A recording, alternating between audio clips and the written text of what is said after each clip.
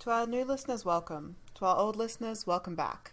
Another episode of Magical Education awaits you, but first we would like to say a few words. Nitwit, blabber, oddment, tweak. Podcast 9 3/4 topic of the week is, why are the schools like that?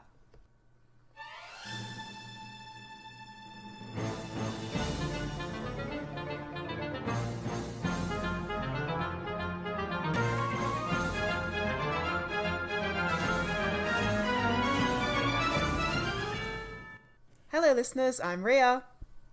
And I'm Jem, and today we need to talk about why the schools are like that in the Harry Potter universe. All of them. All of them. They're all weird. They've all got crazy shit going on with them. There's always not just at least Hogwarts. one thing that doesn't make sense and doesn't add up. I know. I always thought it was just Hogwarts was kind of a wackadoodle school where weird stuff happens and it's very unsafe and all that sort of stuff. And then I actually thought about the other schools that we hear about in that series, and I was like, hold on a second. Yeah. It's not that unusual. Yeah, I specifically remember you pitching this episode to me, and this would have been years ago, as Yeah. I don't think Hogwarts is exceptional. I think every other school in the world, including all the Muggle schools, are exactly as weird as Hogwarts, and we need to talk about that at some point. And me being like, Jem, your brain, genius, brilliant. Ugh, her mind. Show me what's inside there. So, I mean, we've covered Hogwarts before. It's a WHS nightmare. It's got legitimized bigotry with the house system. The teachers are unqualified. There's unjust and cruel punishments, and it's an unsafe school environment. People die. Fuck yeah, we have talked about all those things. This podcast is great. Yeah, we can skim over Hogwarts. We get it. We know what we're looking at with Hogwarts. Hogwarts, we don't need to focus on that one right now. I want to talk about the Muggle schools. Okay. If that's all right. Yeah, let's start with the Muggle schools. I've got all the wizarding schools as well, which I would like to go through. But yeah, let's start with the Muggles. Let's start with St. Gregory's Primary School, which is where Harry and Dudley attended before 1991, so during their primary school years. Okay. First of all, great Here's name. just some... Yeah, St. Gregory. Look, I don't know if that's meant to be Gregory, whatever. Yeah, on the matter. HP Wiki, it says that it's probably a reference to St. Gregory, who is the patron saint of students and teachers. But I love the change from Gregory to Grogery. Why? Why would you do this? I guess maybe it's to illustrate the school's not very good at spelling. I don't know. It's a terrible school for stupid people. Here's just some facts about things that occurred at St. Gregory's, okay? So, Harry showed up to the school with broken glasses and ill-fitting clothes every day, and none of the teachers did anything about that. No one said a thing. No one sent any notes home. No one raised any eyebrows. Everyone was like, yep, whatever. Yep. We don't care. It's a bit odd to begin with. So, I've just been, for my actual real-life job, I have just effectively read the entirety of all of the training and assessment materials for several different certifications in early childhood education and care, and holy shit, there's about 1 million different violations of basic duty of care just in that. Yep. Yep. It's pretty grim. But it fits into the narrative of this school. Dudley and his gang of bullies hunted Harry down and likely messed with other kids in the school, and no teacher or adult did anything.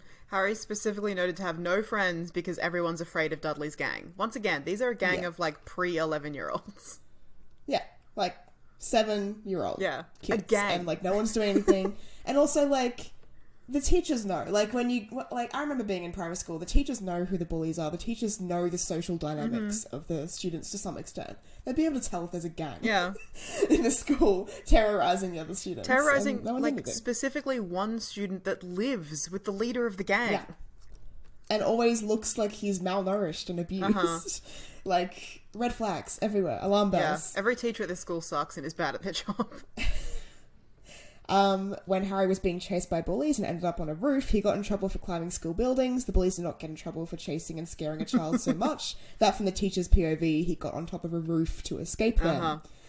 Just another great example of lack of duty of care. I understand, reprimanding a child for climbing school buildings. It's dangerous for children to be on school buildings and on roofs. Of course. But, why wasn't there punishment for Dudley? Yeah. There was nothing. I can Like, I can specifically remember like several primary school assemblies being like, don't climb the trees. If you climb the trees, you're Yeah. going to get suspended. No climbing of anything ever. So I can absolutely see getting a letter sent home and possibly like a several day suspension for climbing a building. But like, Yeah, why was absolutely. there no investigation into why was he climbing a building? yeah. Especially Like- because I imagine little Harry was like, I didn't climb it. I just tried to jump behind the bins and then the wind blew me up there. I was just running away from Dudley, Yeah. like, and I just tried to hide behind the bins, but I don't know. Yeah. Scene missing, I was on the roof. Oh, wow. Dudley was once allowed to bring his pet parrot to school. Great. This was at the same time that another student was allowed to bring a real air rifle to school. So, What was going on that day? Was it like show and tell or something? I've realised that I should have Googled this. I'm going to look up what an air rifle is. Is this like a... I looked it up. Okay, good, you know. Is it a toy gun for children or is it a real gun for adults? It's a gun. So Okay, it's cool. like... It's basically like... I saw two definitions. One is like a BB gun. Uh-huh. But then again, a BB gun is a gun. It just... Yeah. Instead of using gunpowder, it releases prehensiles with like trapped air and stuff like that. So it's a fucking gun. Projectiles, Like, not prehensiles. yeah, whatever. Projectiles, you know, like little rubber bullets and pellets. Yeah. So they don't have real bullets in them, like, but it's a gun. Yeah, it shoots like little Like, plastic pellets, but you can like kill it birds hurts. and shit with it. Oh yeah, you can kill a bird and like Probably take you out can someone's bruise eye easily. someone. Yeah, you could take some like it's you could do some real damage. Why was he allowed to bring this? Mm-hmm. And also it wasn't confiscated for him because Dudley traded the parrot for the gun. Yeah. So it was fine. Weird. Yeah. I've got to also remind myself that this is the 80s, and I don't know what schools were like in the 80s. This is the 90s. Oh, true. No, yeah, 80s, late 80s. Yeah. I Because he mean, left look. in 91, so it's the 80s pretty much. Fucking hell. Like, surely they would have been, like, confiscating girls for wearing, like, glittery scrunchies. They're not going to confiscate a gun off a kid? Yeah. Come on. It's Like- hard for me to think of a time when it was okay for children to bring guns to school. Like, we're not living in Yeah. fucking Night Vale. Like, what is this? One time, a teacher sent Harry home with the punishment of having to write a school report explaining how he turned their wig blue. This is crazy. How? This is insane. Imagine being a teacher and during a lesson or at some point during the day, your wig turns blue. Uh-huh. Like, you wouldn't be able to explain how that happens, but somehow you decide to blame it on this child, and then you send them home with homework being like, you have to write a report explaining how you did it as a punishment. What is that? That's crazy talk. What are you talking about? That's not a thing that can happen. I've got to assume that what happened here is because accidental magic happens when you lose control. So I've got to assume that this teacher was harassing Harry somehow, and like it might have been like a, you know, getting in his face and shouting at him and making Harry feel scared, or it might be like a get up and give a presentation to the class and like putting a lot of pressure on him, and or it might have just been like Harry was angry and frustrated with something. But some sort of confrontation happened between the teacher and Harry, and then seemingly out of nowhere, the wig turns blue. And now the teacher has got to rationalize that to themselves as like, before the lesson began, he must have stolen my wig somehow off my head without me realizing, and like dipped it in some kind of like time release dye or something like that. This has got to be an elaborate and planned It's like the teacher prank. from The Incredibles. Like, he moves just before I sit He down. put the tack on the chair. Oh my gosh. Last but not least, the headmistress gave Dudley an award for always eating his lunch. Like, okay, this explains a lot, because clearly there's some sort of favoritism for Dudley and his friends, which is why the gang is never stopped and the bullying's never confronted, and why the teachers are participating in punishments for Harry. But it's like, why? Yeah. What's the reason? Like, what motive do these teachers have? These seemingly normal muggle people doing their everyday lives and jobs. Yeah. What motive do they have to side with a 7-year-old bully and his gang and dump all this hate on Harry? Like, I get Harry's a bit unusual and weird stuff happens around him, but come on, like, he's still a kid. Like, This is why I think like POC readings of Harry are just Definitely, so good yeah. and so valid. Because if you could just be like racism, none of this would be Exactly. questioned at all. I'd just be like, oh yeah, sure, fits. If you assume that Harry's like just a skinny little white boy who's like seemingly, you know, like not wealthy, obviously, but seemingly, you know, neurotypical, straight, cishet. Like, what is the reason for turning on this fucking child like this? It doesn't make sense. Clearly abused child, because he comes to school in ill-fitting clothes, with broken glasses all the time. His glasses have never been fixed, ever. Like... Yeah. He's jumpy, he's a little bit on edge, like, clearly this kid is not living well. Like... Twitchy, has, like, the vibe that he gets hunted for sport every day. It's bad, like... And all these teachers are like, fuck this kid, I'm ganging up on him, I hate him too. Like... Yeah, these teachers are all, like, Severus Snape motherfuckers, but without the, like, rationalization or motives of Severus Snape. They're doing this, I guess, just out of... incompetence or maliciousness. Like, what's up with this? Yeah, it really seems to me, and this fits into a trend that we'll, I guess, explore, that there's an undercurrent of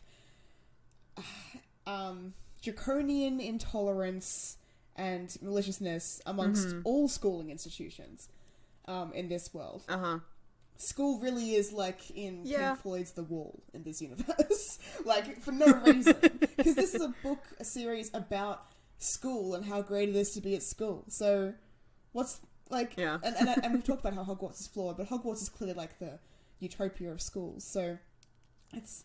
Yeah, it's my home, it's the I guess magic, by comparison, they have to make all the other schools look terrible, but they're just the same. They're just fucked. Harry's just well-liked at Hogwarts. That's the difference. Yeah. I think it's just a result of, like, lots of thematic stuff combining in really weird ways. Like, we know in Harry Potter, all institutions are, like, full of people who are ignorant and outright malevolent, and everything is, like, sort of stacked up against you, and the world isn't fair. All that sort of stuff, also combined with, like... I'm feeling like there's probably a lot of, like, Britishness that isn't translating perfectly to us as Australian audiences. Like, I know a lot of what JK's writing from is, like, being poor in Britain and, like, the struggles of having to try and deal with government institutions and schooling bodies and all that sort of stuff. Classism is a big deal in Britain. Like, it's a big deal everywhere, but I think it's even more pronounced in Britain. So, it makes sense why they hated Harry more. Because he looked poor. So, that's all they need. Even though... Yeah, and I know that JK's talked about, like, growing up poor and her mother sending her to school in clothes that don't fit and with haircuts that she had to do at home and all that sort of stuff, which is, like, that bleeds into Harry's childhood. But it doesn't make sense when you line Harry up against Dudley, who gets 1 million presents every day and is, like, seemingly incredibly well-fed because he gets a certificate for always eating up his lunch. And, it doesn't make sense. Like...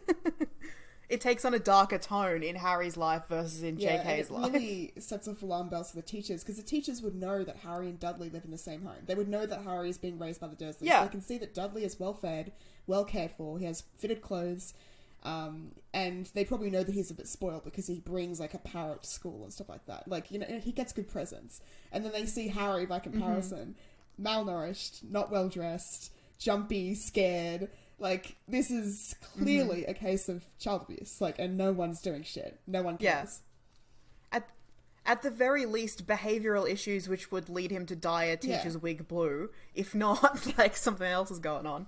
Yeah, it is very, very different if you were comparing, like, a child from an underprivileged home versus a child from a very privileged, wealthy home, in the case of Dudley and Harry, versus... two children who seemingly come from those backgrounds being raised in the same home. Like, that's a clear case for abuse. Wild. It doesn't stop there.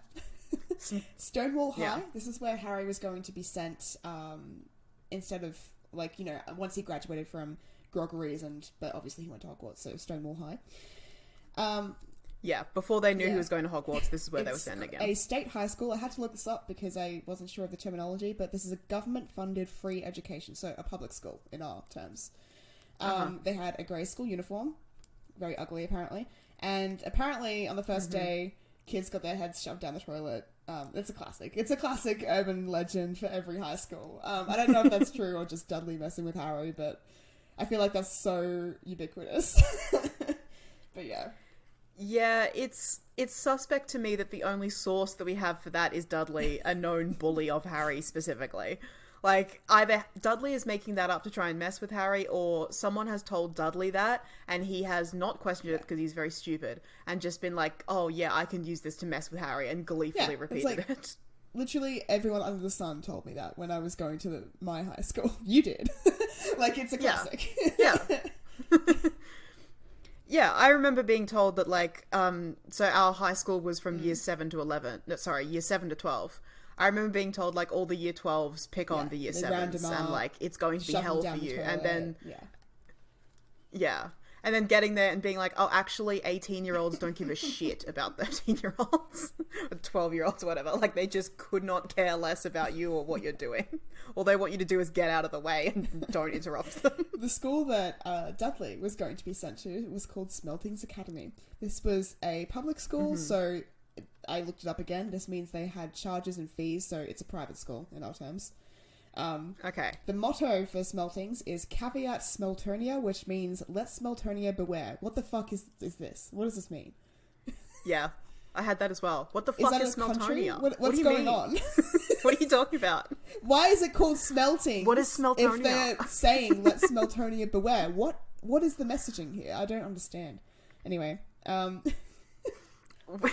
what we don't know, because it's not relevant to Harry's journey, is that Dudley goes on like a Narnia-style adventure to the country of Smeltonia every time he goes away to school. Smeltonia sounds like a neighbouring country to Genovia that's like an enemy country. Like, it doesn't sound real. Yeah. Anyway. It's like in fantasy books where there's like evil countries. Oh God, classic. The food portions were adequate, according to Vernon, but Petunia disagreed. Does this mean that Petunia went to Smeltings as well? Because we know Vernon did. No. This is when Dudley has to be put on a diet because the teachers are like, he's too fat, which is a thing that teachers can apparently do at the school. And Petunia's like, oh, they're starving him. They're not feeding him enough on the school lunches when he's away at school or whatever. And Vernon's like, no, they always fed me plenty. And Petunia's like, no, my precious boy. Yeah. Right. Yeah, so it's unclear where Petunia went. Anyway, she was from a different part of England anyway, so whatever. Uniform. A maroon tailcoat, an actual fucking tailcoat. Yeah. Like, can you imagine wearing a tailcoat to school? Our, like, basic ass public school education in Australia is so coming through here. Because, like, private schools in Australia had, like, proper uniforms, as if we weren't a uniform. We wore uniform. No, but it was just shit. But, like, I saw public school students wearing like full-on blazers and coats. Yeah. Private school, sorry, yeah. Private schools in Australia with full-on blazers and coats and like little hats and shit that they had to wear, and they all had to wear socks. And it's like also so hot. And the school shoes, and the socks had to be up to their knee, and the girls couldn't wear skirts they had like the brand above the knee and all that sort of stuff, and they had like pins on all their blazers from all their activities, and they had blouses and ties and stuff like that, and they had a winter uniform and a summer uniform. This like just foreign concepts to me. They had a school bag, like a commissioned school bag, so they all had the same bag. Can you imagine? Like, yeah. And all that shit comes from England. That's like straight up colonial shit that's happening still in Australia. Whereas public schools are like, it's hot. You can wear shorts and a shirt. They must be blue. The school uniform at our school sucked. Because like all the shorts were made for male bodies. I'll put it that way. So like literally the shorts were just not well fitting if you wanted to wear them. Yeah. Technically, girls were allowed to wear them, but it was, like, frowned upon. You were a lesbian if you wore the shorts. So true. Like, literally, I remember the amount of effort that we put into, like, choosing our shoes and our backpacks, because it was, like, our way of, like, identity. It was our way of showing who we were. Like, yeah, it was the only hair thing we were allowed to accessories have. And nail polish. Like, look, we had it pretty good, because we could sort of accessorize as we wanted. They started to try and stop us doing that when I was leaving, and I was like, oh, have fun with that. They started to try and put in skirt length quotas and stuff like that. It was grim. Yeah, we also, like, the skirts we wore, by the way, these uniforms were blue and maroon. They were incredibly ugly. The skirts that we wore were too short. Too short. I hated them. A larger girl, was never comfortable with the skirt, so I wore black leggings underneath my skirts every single day, even in summer when it was so hot. I waged a war of wills against every single teacher at that school for years. Yeah. You remember this? Yeah, because I started doing this in like year 7 when I would have been 12. And what What would happen is every single day I would wear these leggings to school, and I would go into school, and the first teacher who saw me would be like, take off those leggings, that's against the dress code. And I'd be like, okay. And I would go to the bathroom and I would take off the leggings. As soon as I could reasonably put them back on, I would put them back on. This would happen several times throughout the day. This happened for a year, every single day. The constant me putting them on, taking them off as soon as I get told. Letters sent home, blah, blah, blah. Mum and dad were like, do whatever you feel comfortable with. After a year, they gave up.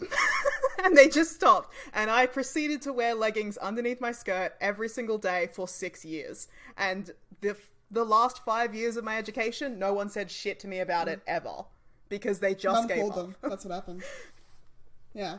Yeah. Oh, she called them several times. There was several calls back and forth. This was a whole thing. You weren't doing anything wrong. They like, just it wasn't gave like up. they were like vibrant or like distracting leggings. They were just plain black. Like plain black. Yeah, it was literally just because I didn't want to be flashing my ass every time I walked up the stairs. Every single person. Like, an actual literally, hazard. Everyone, no matter their shape or size, was flashing in those skirts. It was ridiculous. Like... Yeah. It was a whole thing. Like, you would have to grab the skirt and hold it to the side of your legs as you walked up and down stairs. And, like, guys would grab your hands and try and stop you. It was like high school. It was hell. This was an actual hazard, like, that all the other girls were putting up with, and I was not. Anyway, enough about my battle of wills with the school that I won, because I'm more stubborn than an entire staff of adults combined. It was such bullshit, too, because, like, come winter, we'd all wear stockings, and, like... I'd see girls, including myself, that would wear, like, Technicolor stockings. Like, this was such a time. 2010s, man. Galaxy tights, you know? I had, like, navy stockings that I loved. No one complained about those. It's fucking stupid. Yeah. In winter, it was totally fine. Nobody gave a shit. The other 3 months of the year... the other 3 seasons of the year, it was a problem. Anyway. So... You were talking about the Smeltings uniform and how it's bullshit. Tailcoat, orange knickerbockers. I had to actually look this up because I'm like, what's the difference between knickerbockers and just pants or trousers? So, you know, like in like when you watch like a movie and it's like set in like, how do I say this, colonial times? Where they have those fucking stockings and then those like poofy trousers that go to their like knees and those buckled shoes. Yeah, that's what a knickerbocker is. Yep. Insane. Great. Perfect. Yeah, it's exactly what I was picturing. A straw boater hat. Look, a straw boater, I kind of vibe with it. It's kind of cute. And a gnarled cane that students use to hit each other with when the teachers aren't looking. Yes. So... What? I feel like in the Harry Potter movies, when we see Dudley in this uniform, they dressed it down a little bit. Because he's in like a little suit, but it doesn't sound as absurd as it is when it's described here. I think it's even worse. And fuck, the cane. Hells yes. It's love insane. This. Apparently, the whacking with the canes was supposed to be beneficial for the students' future. Preparing them for the future where we all get to whack each other with canes. What I especially love about this is the idea of mandating that all students must carry with them a weapon at all times, and it's specifically a weapon. It has no other use. The intended use is to attack each other with it. I love this, because this contextualizes Hogwarts and the Wizarding World in such a great way. Because we're often like, how do you run a lawful magical society where every single person has a weapon with them at all times? Well... In the Muggle world, there's a school where they encourage that. So it's actually not that weird that Hogwarts is like, everyone carry around a fucking magic gun. And Smeltings is supposedly a prestigious school. Like, it's a private school. It's like an academy. I think it has boarding. Like, it's like quite a rich school is what I got from that. Fun fact. The uniform seems to be inspired by several English schools. Eton for the tailcoats, Harrow for the boater hats, Hill House for the colour scheme and knickerbocker trousers, and King's School in Canterbury, which have swagger sticks, and I had to look this up. A swagger stick is a short cane with like a bauble on the end, and apparently these canes are used in ceremonial dress, so like graduation day at this school, but also carried by school monitors and house monitors. Oh my god, it's real. It's real. Jem, it's real. There's a real school where they're like, carry this whack stick and whack each other. Yes! Not to that extent. Yes! They can only have it on like a ceremonial occasion, and also the school... But the prefects and the monitors carry Yeah. I love that. Like, oh literally, my god. I've heard of this as like a myth, right? Like school monitors or house monitors that get a cane. Most often than not, they get the cane as like just a traditional thing. They can't actually use it on any of the students. Yeah. But it gives them that sense of authority. Right? Oh, I imagine that's the case. But like, it's when the teachers aren't looking. Like, of course they're whacking each other. That's what children do. Yeah. You can't put a group of children in a place and give one of them a stick and be like, now everyone be cool about this. The instant that you give a child any sort of long cane-like thing, they're using it like a lightsaber. Yeah. Or they're using it like a sword. They're whacking it around. The like, fucking chimp instinct. We hit each other with stuff. Jem. Big stick hit. Like, it's all there. The reveal of the swagger stick is like taking me back to those early days when we discovered that like children in the Wizarding World eat zebra hooves as candy. Like, hells yeah. We've done it again. I think the best for me is flubberworm fritters, because the flubberworm fritters thing, for anyone who doesn't remember, basically in Care of Magical Creatures, the students had to take care of this awful creature called a flubberworm, which didn't really have what looked like a head or an arse. It's just disgusting mucus worm. Disgusting big maggot, right? Yeah. And then all the flutterworms died from the cold or something. Like, they couldn't breathe, they were terrible crop, they just died. But the flutterworms were not put to waste. They were basically sent to the kitchens. The house elves cooked them up into fritters, and they were very unpopular at the house feasts. Yeah. It's like a thing that happens. And that just, to me, is like... I know Hogwarts is meant to be like a private school, like a boarding school, but that, to me, is the most public school energy I can describe. Yeah, disgusting. It's... And I've since seen, like, canonical artwork of those fritters as well, because they feature in the Hogwarts mystery game. And they're not, like just cakes which you assume have the worms baked into them somehow. They're like fully sprinkled all over there and like embedded in like the whole worm. It's not like they were chopped up and used an ingredient.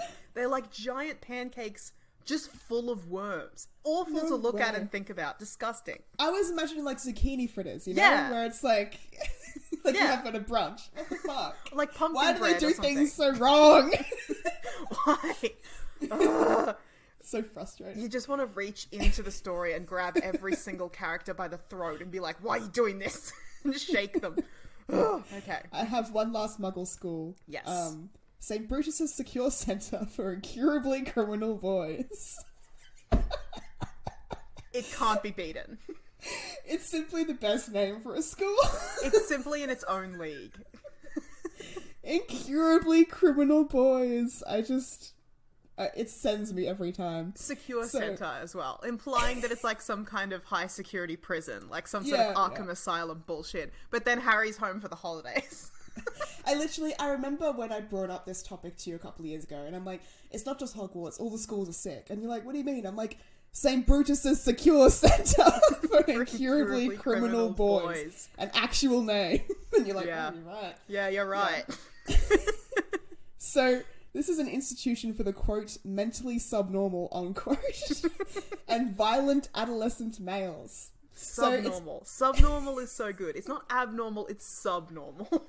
It's so weird. Worse. It's unclear, if Vernon Dursley made this place up, but, because it's potentially he made this place up just as a place that Harry can be going to school at that will impress his sister. Yeah. When she comes to visit. The context for this is that Vernon's sister Aunt Marge is coming to visit in Harry's third year, and Vernon and the rest of the Dursleys don't want her to know that they have a little magic boy in the house, so they they tell her that he goes to this St. Brutus's centre, and they make Harry substantiate that lie. Yeah. But then, in the 5th book, when Harry's roaming around Little Whinging, all depressed, the other children in Little Whinging believe that Harry attends this school as well, and they think it's real, so... is it, because a rumour, if I thought that there was an incurably criminal boy wandering around, I would be Googling St. Brutus's Centre, and if it wasn't real, I wouldn't believe it. But it makes me think it might be real, like an actual place. I don't know about that, because... it's the children who think that he go there, and it's the children who are under the impression that he goes to this school, and that to me has the vibe of when you go to this school, everyone flushes your head down the toilet. It's like the kind of shit that kids say to each other and believe. But this is the universe that has the most insane schools. I wouldn't put it past them to have a school like this somewhere where all the incurably criminal boys in England and the UK are just sent to. Yeah, that does have big Harry Potter energy, that there is just like a prison school for criminal boys. Like, I literally imagine like the shot of it in like a cinematic shot where it's like lightning strikes and there's like a big gnarly iron fence with like the name St. Brutus's on it and stuff. Like, hanging creakily a wooden sign, and it's up on a hill, and there's all those like danger, leafless trees. Yeah, it's all dark, you know, gothic. Yeah, it's exactly it. Yeah. So it's apparently a first-rate institution for hopeless cases. Students were customarily disciplined and beaten for misbehavior. That is something that Harry says, though. Yeah. He says that to Aunt Marge when she's like, "Do they beat you at this school?" And he's like, "Yeah." Oh, yeah, so like that's clearly false because he made it up.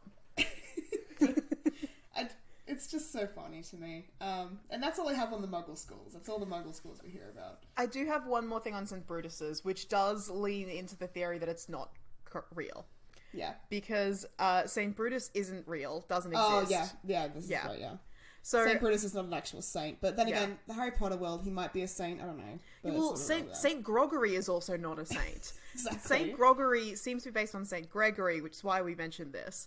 But Saint Brutus, it seems like it's based on Brutus, like from the Roman court, one of the people who betrayed Caesar. And I assume the origin of the word brutal.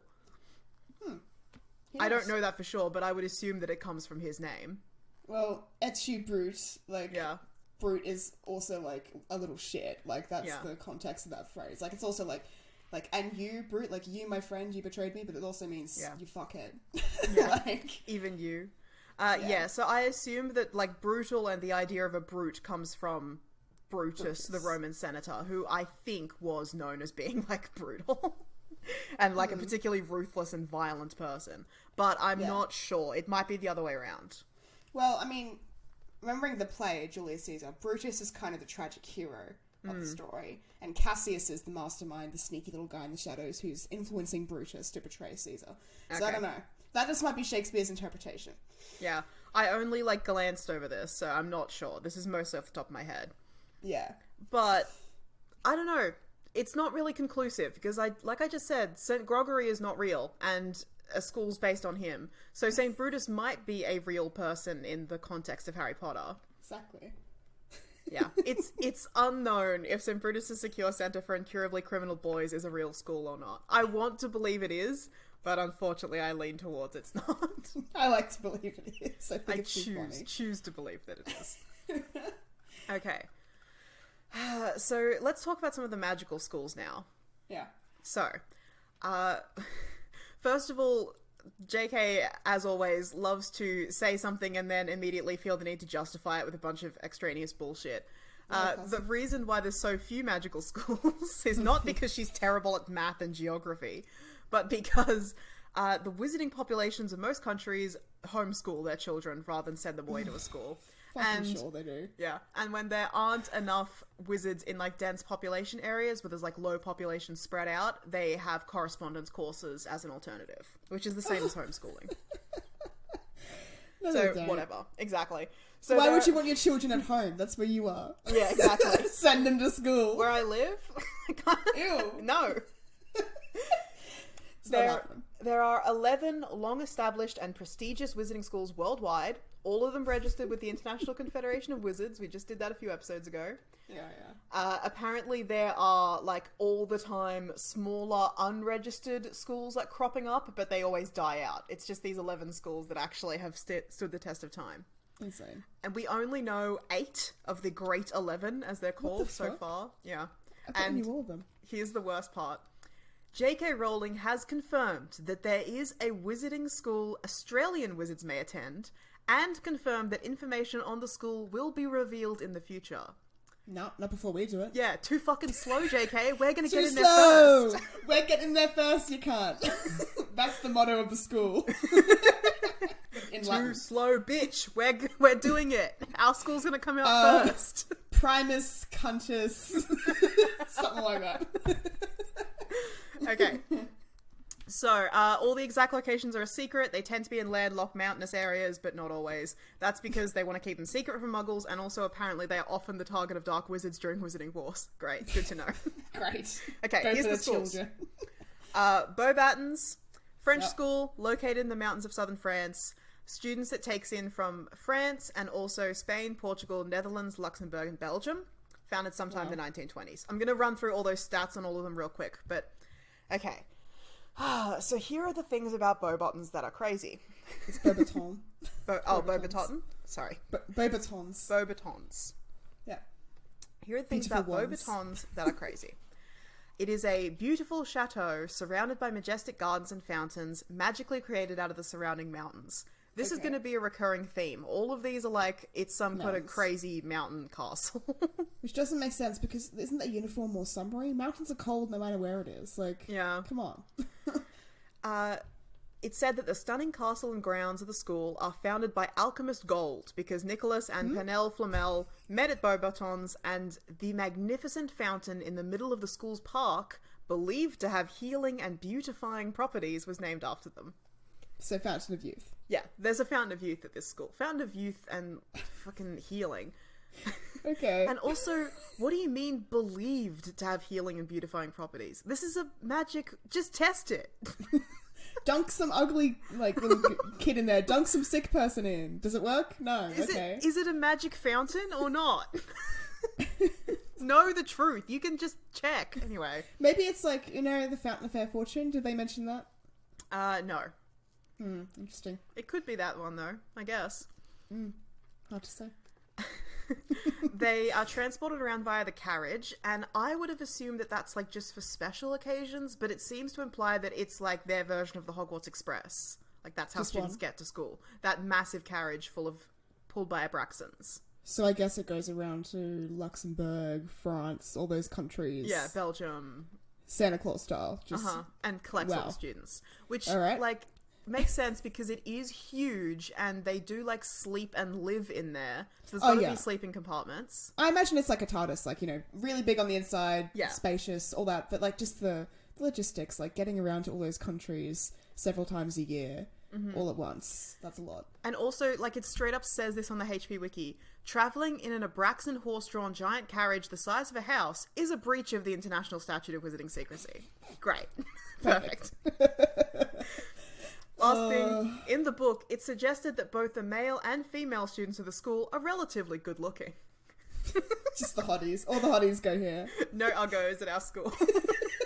No fuglies here. If you are not, like, if your face isn't symmetrical, you're out. You can't sit with us. Better get used to homeschooling.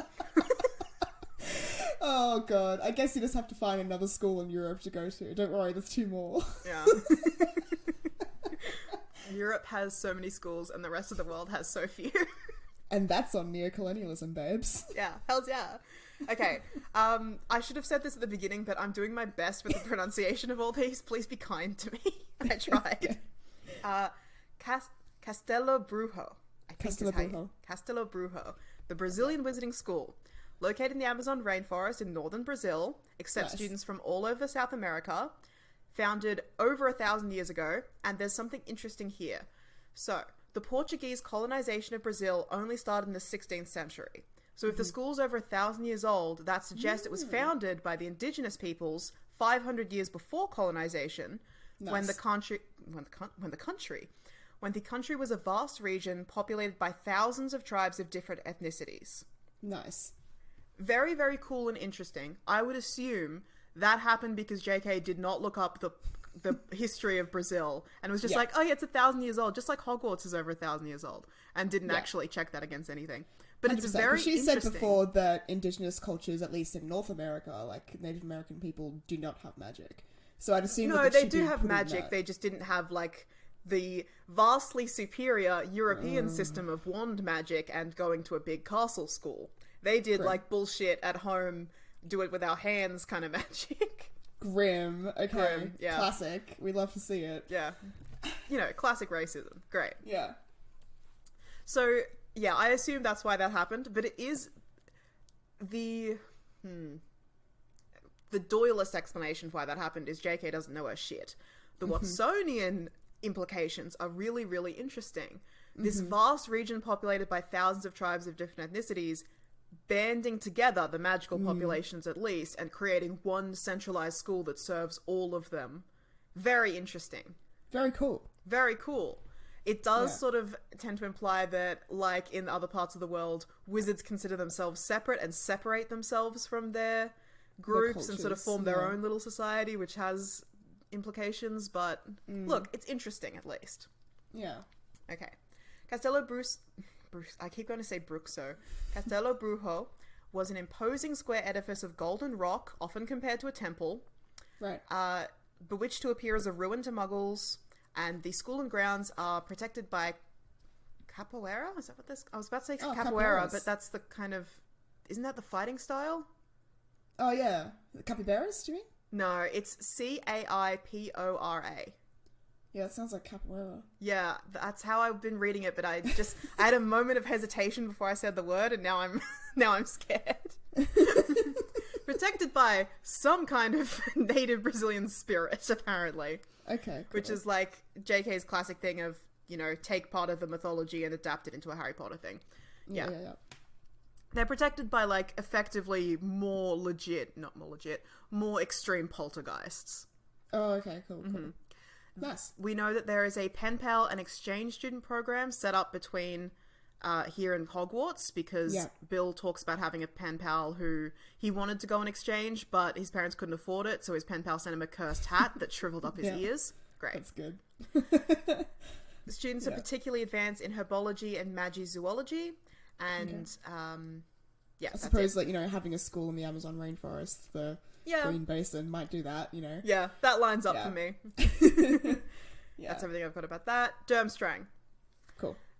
This one, for all the schools, we don't know exactly where they are, but for this one especially, we got no fucking idea what this is. Located in the far north of Europe, possibly Scandinavia, JK has said the far north of either Sweden or Norway, and other people have theorized that it might be in Svalbard. Yep. We don't know where this school is. Cool. We know the school is willing to accept international students from as far afield as Bulgaria, but there's no actual, like, demographic stated. Like, all the other places are like, we accept students from these countries. This one, we don't know. We do know that they don't admit Muggleborns. It's only the Uggos, I guess. The Uggos that get rejected from Durmstrang, and the ones that aren't in the UK, I guess they're just like, alright, I guess I'll go to Durmstrang. Sorry, get rejected from Beauxbatons, I guess. Yeah. It seems like they accept students from all over Europe, but we don't know for sure. Because we don't know where it is. Normally we can be like, oh, it's the French school. It accepts French students. But here we're not sure. It's existed since at least 1294. It isn't a castle, but we know that it's much smaller and less impressive than the Hogwarts castle. It's only 4 stories tall. They only light the fires for magical purposes. But we know it has very extensive grounds surrounded by lakes and mountains, and the students like to go flying and shit in the summer. If they only light the fires for magical purposes, that makes me think maybe it's built over some kind of hot spring or something under the ground that keeps the floors warm, because otherwise they'd be freezing their asses off. Yeah, I thought the implication was that they were freezing their asses off. Because this comes from a conversation with Crumb and Hermione, when Crumb's basically like, this castle's fucking great. Ours sucks shit. It's cold and miserable and I hate it there.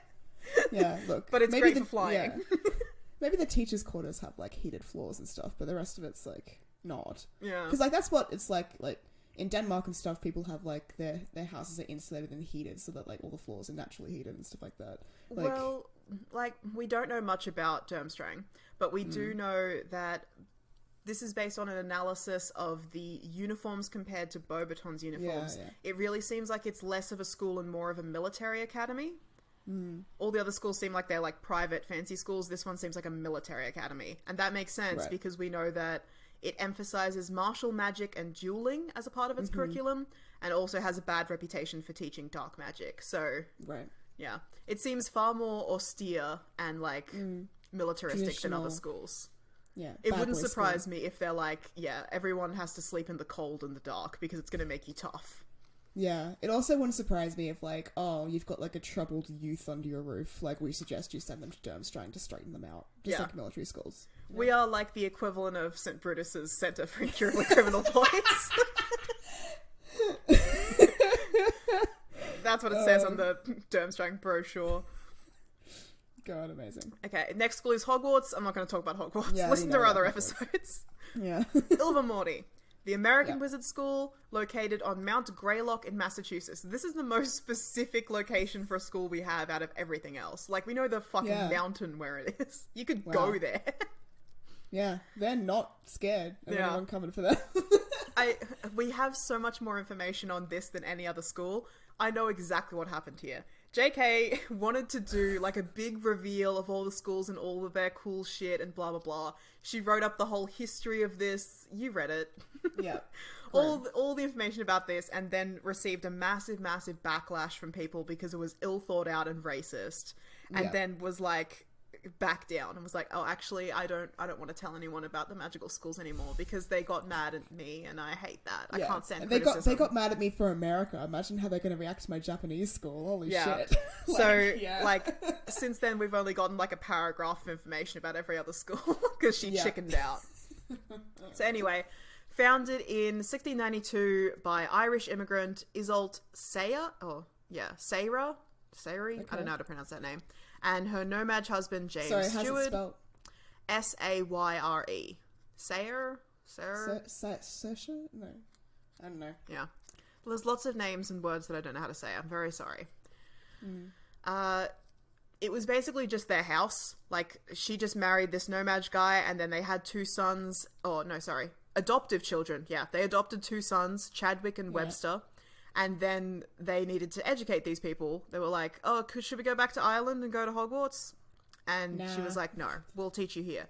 So they just set up their home as a school, started teaching their sons, and then, like, people from the surrounding areas, several of which were from the local Native American tribes, are like, please teach us as well, which is great.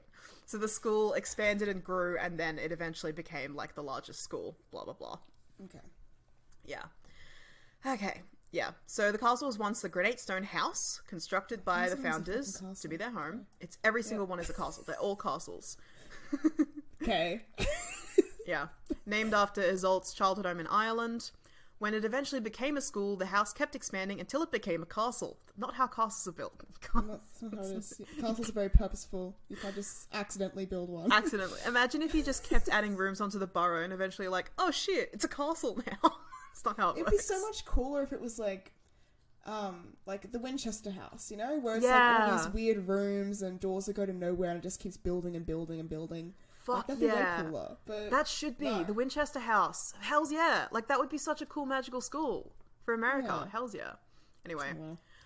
Concealed by enchantment, so it looks like a misty cloud. Yeah. There's like a whole complicated story about a magical attack, blah, blah, blah. But I'm just pulling from the end of the story here. Isolt's wand, because the other founder was a muggle, was disabled by some kind of Parseltongue curse and then buried outside in the grounds. Within a year, a snakewood tree grew from the ground where it was buried. Any attempts to kill or prune it were unsuccessful, and it was kept after it was discovered that the tree contained powerful medicinal properties. There's a cool magic tree there. Okay, cool. Alright. Yeah.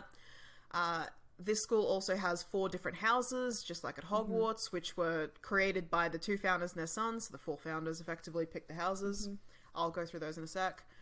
When students start their education at Ilvermorny, they step onto a Gordian knot on the floor in the center of the entrance hall with large wooden statues of the mascots of the 4 houses facing them. The carved statues would react if they wanted a student in their house. If more than one carving tried to select the same student, the student can pick which house they want to be in, and once a generation, basically all 4 statues pick the same student, and they get to choose from all 4 houses. Divergent. Yeah. The subjects it teaches are defense against dark arts, charms, transfiguration, potions, xylomancy, which is a kind of twig-based divination, arithmancy, ancient rooms, creature care. I'm going to go through like Hogwarts, I'm going to go through the houses real quick because it's notable because no other school has houses, because I guess JK was like, oh shit, you guys hated that, right? Yeah, you hated that. You hated that. So the 4 houses are the Horned Serpent, represents the mind of the witch or wizard, favors scholars. The Wampus Cat represents the body, favors warriors. Thunderbird represents the soul, favors adventurers. And Pukwudgie represents the heart, favors healers. So it's like the rip-off of Gryffindor, Slytherin, Ravenclaw, Hufflepuff, basically. It's more like Divergent. It is more like Divergent. And yeah, it's just like, what if I did the thing that you all loved about Hogwarts again in America with no thought of translating for cultural context and, oh, everyone hates it? I don't understand why. Time to go and have a cry about it. I'm J.K. Rowling. Time to go down an alt-right pipeline because everyone hates me for what I did with my American version of a school. Yeah. Boo-hoo. Pull out the tiny violins. Everyone was mean to me. Time to get radicalized and take it out on trans people. Okay. That's so hard for me. Yeah. Millionaire. Now, here's a word that I really don't know how to pronounce. Okay. Koldovstorets. How's it spelled? Koldovstretz. S-T-O-R-E-T.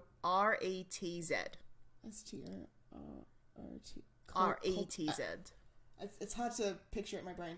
Yeah. It's the Russian wizarding school. You can look it up if you want. Yeah. Okay. Koldovstorets. I think that's how it's pronounced. Koldovstorets. Okay, we'll call it that. Yeah. The Russian wizarding school, located in Russia. Don't know any more about it from that. And we don't know where it accepts people from. So this is another one that we have basically no information for. All we know is it's in Russia. Europe. Yeah, another one in Europe. We know that it possibly accepts the Muggle-born students that Durmstrang does not. Once again, that's just building off our knowledge from Durmstrang. We don't know this.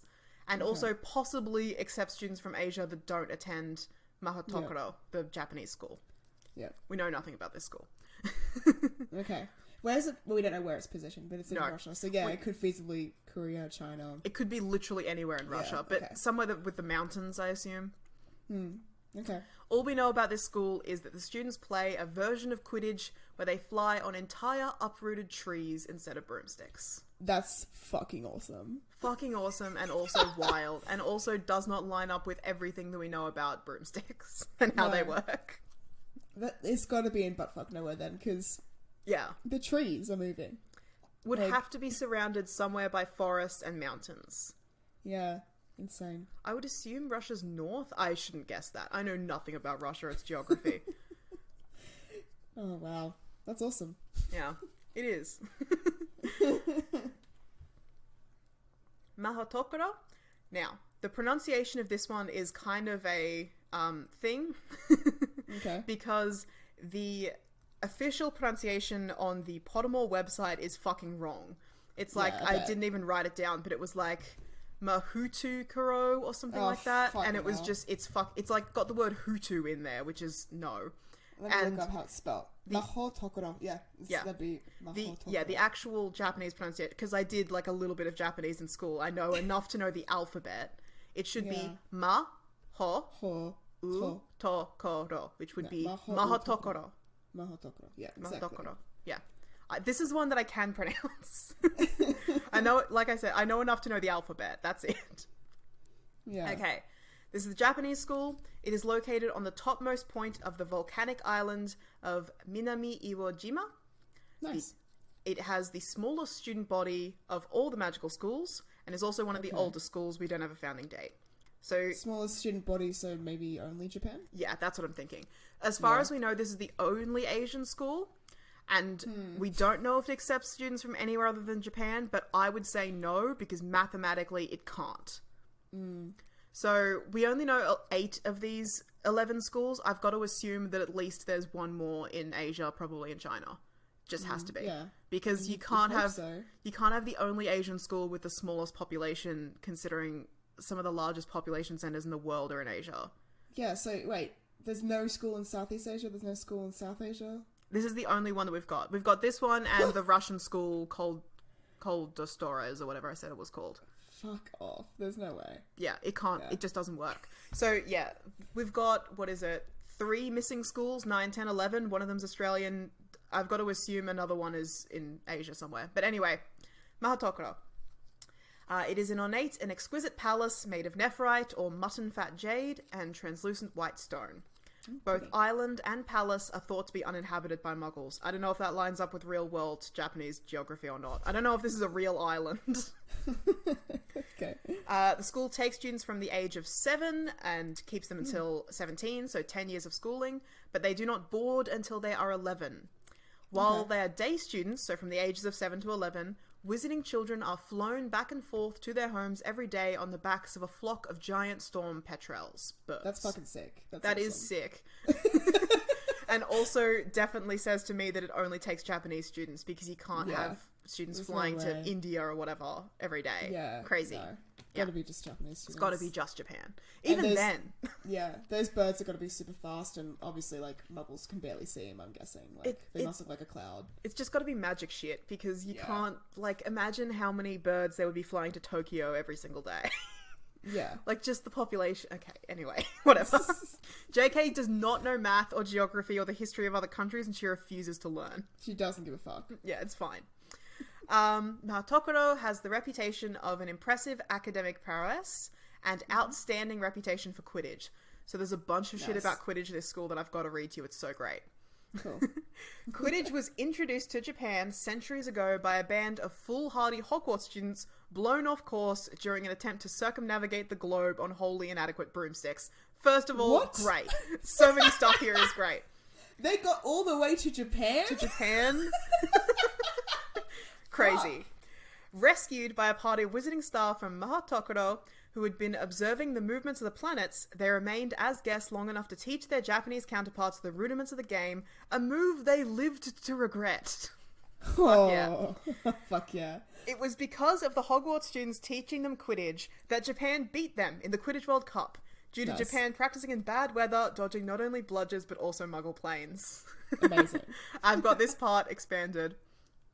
So every member of the Japanese national Quidditch team attributes their incredible success in the Championship League to the grueling training they are given at school, where they practice over a sometimes turbulent sea in stormy conditions, forced to keep an eye out for not only bludgers but also planes from the Muggle airbase on a neighbouring island. Wow. Oh, that'd be, American airbase. Wow. Yeah. They literally have to practice over, like, stormy oceans where they drown if they fuck up and dodge, like, military planes. Fuck. Go hard or go home, I guess. Yeah. Like... Hells yeah. This is so cool. Now. This is like how when America colonized Japan, they introduced baseball, and now... Like, in Japan, baseball or Yaku is just way cooler than American baseball. And better and more fun and interesting. I didn't draw that allegory, but I bet that's what it's based on. Yeah, Yaku. Yeah, hells yeah, that's awesome. Okay, here's my favourite thing, possibly for any magical school at all. Mm-hmm. The robes. Yes. When students start off at the school, they're given robes that grow as they grow and change colour as the wearer gains experience. Pink is the beginning colour. If the wearer receives top grades in all the school subjects, their robes turn gold. Any student who betrayed the Japanese wizard's code or practiced dark arts would result in their uniform turning white, which was a huge disgrace, and the student in question would be immediately expelled. That's dope. Hells yeah. That's really cool. Yeah. That's so cool. I feel like definitely JK based that off karate, like the belts and the, as you go up in like levels, you go from white to yellow, etc. Yeah, that makes sense. Definitely, but it is a really cool concept of like the robes draining of color if you're basically ostracized, and like just all the different colorful robes and beautiful like robes that would be there. It's really cool. Also, I love this no tolerance policy for dark magic. Yes, way better than Hogwarts' system of let's put all the cunts in one house and let them like fester and make each other worse. Yeah, bully each other and bully other houses. It's Bullshit. Best school. Okay, last one. This is another one that I cannot pronounce. I think it's Ugado, the Ugandan wizarding school, located in the Mountains of the Moon in western Uganda, the largest of the 11 wizarding schools, accepts students from all over Africa, at least 1,000 years old. Yeah, it's the singular African school. There is one school in all of Africa. At least 4 in Europe, if we're counting the Russian school. 4. And one in Africa. Kids in the Middle East. What about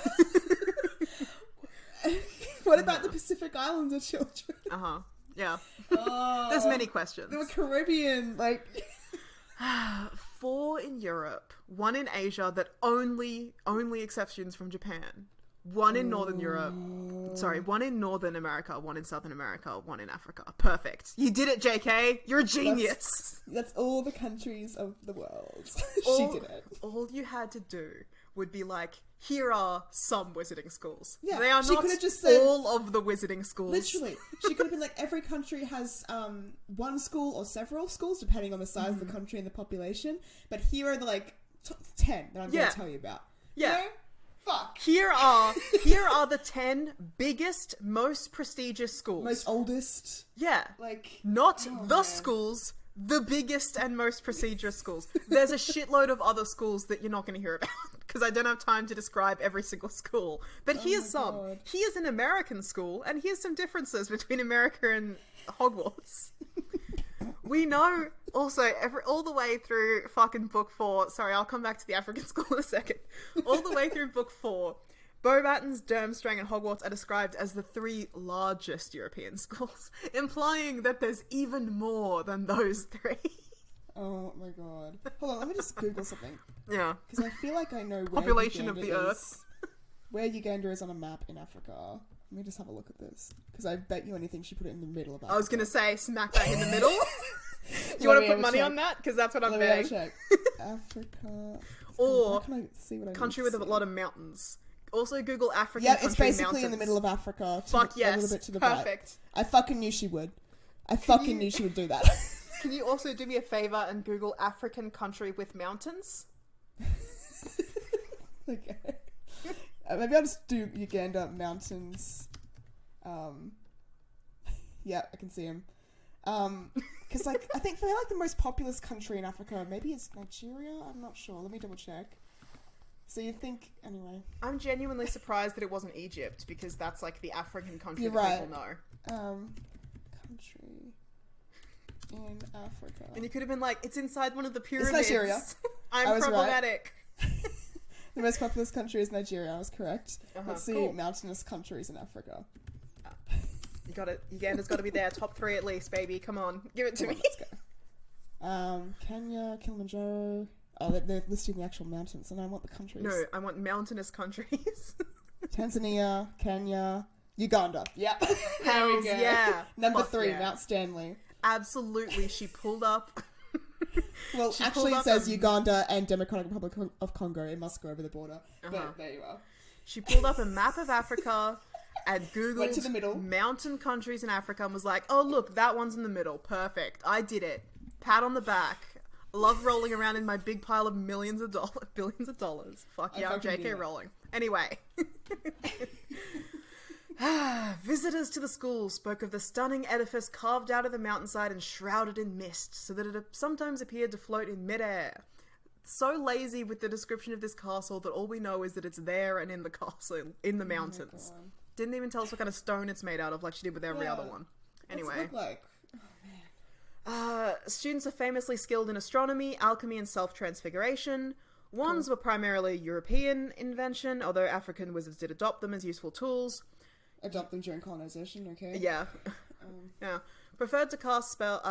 Students preferred to cast spells simply by pointing their fingers or through other types of hand gestures. This technique gave them a sturdy line of defense when accused of breaking the international statute of secrecy, because they could say they were making a random gesture and not intending to do magic. Cool.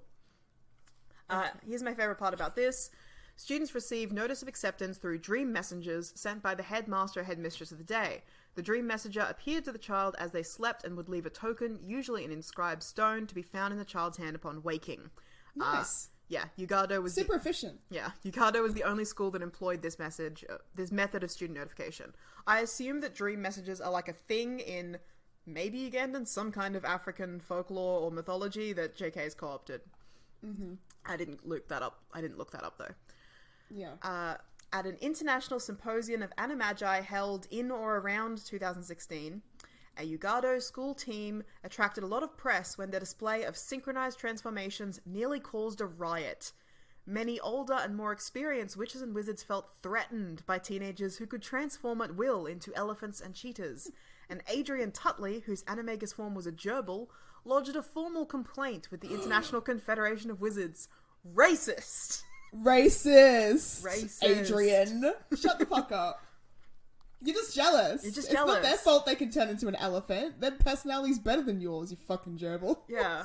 I know why you're a gerbil, cunt. Also, feeling threatened by the fact that teenagers could transform at will. Get fucked. Fuck off. It's definitely... that's fucking colonialism. They feel Straight threatened up. that a bunch of kids from an African country were able to do something so impressive. Yeah, can harness like a powerful, complicated form of magic that European wizards can't. There's only like 7 animagus in all of Britain or whatever. Fuck off. So there's one last thing here. The etymology of this school, I did look up the notes on the etymology of all the previous schools, which I didn't read out loud, because once again, it's me reading a lot of words that I don't know how to say. But basically, every other school translates to some variation of magic place, or magic house, or wizard hut, or some bullshit. Except for Beauxbatons, which is beautiful wands. But this one, straight up, there's nothing on the etymology for this. It's like a possible variation of the spelling of a couple of different places in Africa, but every other place is like word for magic or wizard and word for place or castle, and this one doesn't. You'd think she'd even, like, if she's going to put it in Uganda, she'd look up the primary language there and try and do something with magic or spirit or something like that. Like, just anything supernatural. No, but it seems like there's like 4 or 5 different places that are some sort of variation of Ugado, and it seemed like she just bastardized the spelling of one of those places, and that's what the school's named after. Which is weirdly shitty. It feels very haphazard and just dismissive. Yeah, it's so weird because, like I said, it's the only one like that.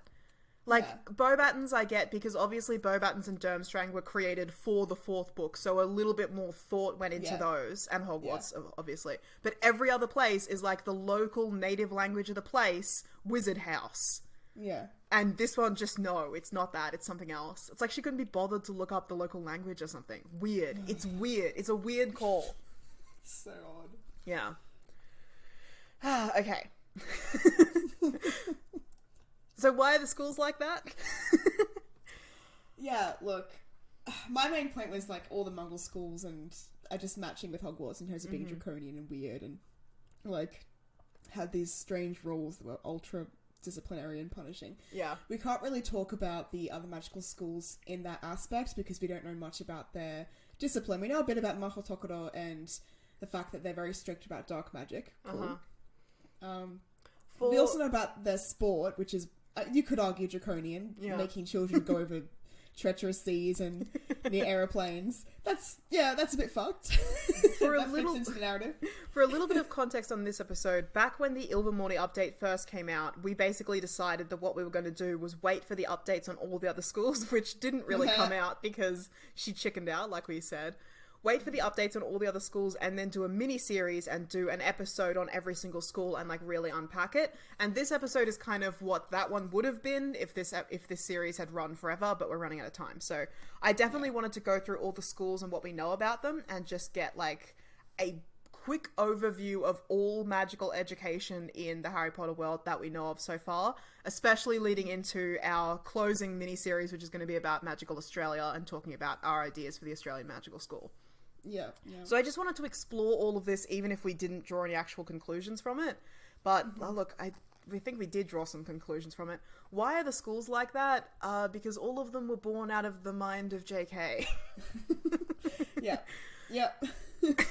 So when it comes to why the schools like that for the international magical schools, I think the like that we can refer to as why they're so stereotypical, why they're why is the essence of each of these schools like seems to be like part of these weird stereotypes that come from neocolonialism and Eurocentrism. Well, that's because they were made up by JK, and she is a Eurocentric neocolonialist who doesn't think about her fucking actions and doesn't have any cultural sensitivity and didn't think to ask people from the cultures that she's writing about for their opinions and to get them to come up with ideas.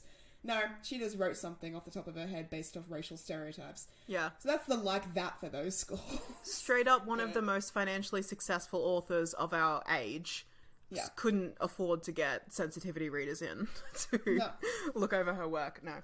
Yeah, why are they like that? Because all of them are an attempt to create what she thinks is successful about the Hogwarts model, which I guess is Magic Castle and not much else, and replicate it, just sort of like transplant it all over the world with no real consideration of the cultural context of the places that she was looking at, and especially not the population math or like geographic centers of any of the places she was looking at. Like, the fact that there's one school in Asia, and it's in East Asia, and it's specifically in Japan, and it only has Japanese students, is just such a fucking insane thing to me, as someone who lives in the Asia Pacific. Like, I cannot... Yeah. It doesn't math, it doesn't compute in my brain. It just comes from this place of such cultural ignorance that it makes me furious. It straight up reads to me like somebody who hears the word Asia and like the only countries they can list are like China and Japan. And they're like, well, China's a political mess, so I don't want to comment on that. So I'll just write a Japanese school and I'll only include the things that I know about Japan. Most of my fan base is in Japan. We have a Harry Potter world in Japan. Yeah. I've got a large Japanese fan base, so we'll cater to that and we'll do a Japanese school and then just not touch anything else to do with Asia because it's too complicated and I don't want to think about it. Like, it's literally, it's also like, I know if she even said like, oh, there's like one school in every country. The thought of there being like one school in a country like Indonesia, you know, an archipelago that has a complex history, multiple islands, geography and population spread out. Yeah. Like, there would not be one school in Indonesia. You're wrong. Yeah. There wouldn't be one school in India. There wouldn't be one school in Korea. There wouldn't be one school in Australia. Like, you're just wrong, bestie. And it just infuriates me. Yeah, and like where she also obviously doesn't understand the difference between a country and a continent. Oh. Like Africa is the worst example, but also Southern America, Northern America. Yeah. Like, I know Northern America is a country, but also there's too many fucking things. What about Canada, bestie? Yeah. It's just, where do the Canadians go? Yeah, exactly. They don't have a school. Bretons? The east I side guess of Canada. Canada is an example of one of those countries where the visiting population is too low and spread out to justify a school. So they all do homeschooling and, what is it called? Correspondence courses. But Australia... By contrast, Australia has a need for one centralised school that I'll tell you about in the future, besties. Anyway. I bet you anything she'd be like, oh, the Australian school is on top of, Uluru. quote unquote, Ayers Rock. Ayers Rock, of course. Like, of course, Ayers Rock. Yeah, no, I would bet, like, almost anything that I owned that if we get the Australian school... If she doesn't just chicken out, it's going to be an Ayers Rock. Or something to do with Ayers Rock. She'll definitely say Ayers Rock too. Yeah. Yeah. I'll talk about that more I will talk about that more in my Australian schools episode. You're not invited, Jem. When we do Australian schools, I will definitely talk about setting or putting the school in Uluru because it's something that I have seen happen in more than one HP fanfic. I've also seen the Ministry put there. Oh my god. Yeah, it's no good. It's no good, besties. We can't be doing that for reasons that I will explain. Don't worry about it. It's coming. Yeah. So why are the schools like that? Because J.K. Rowling did that to us. Yeah. And because J.K. Rowling's like that. She is like that. I've been Jem, and yeah, I mean, I don't know where I'd go to school. I guess we'll design it ourselves, and I'm super keen for that. Yeah. I'm excited for our school. Watch us fall into all the exact same pit traps, but then expertly climb our way out of them. Yeah. I've been Reeah, and this is possibly the only episode where our introduction about magical education actually was true.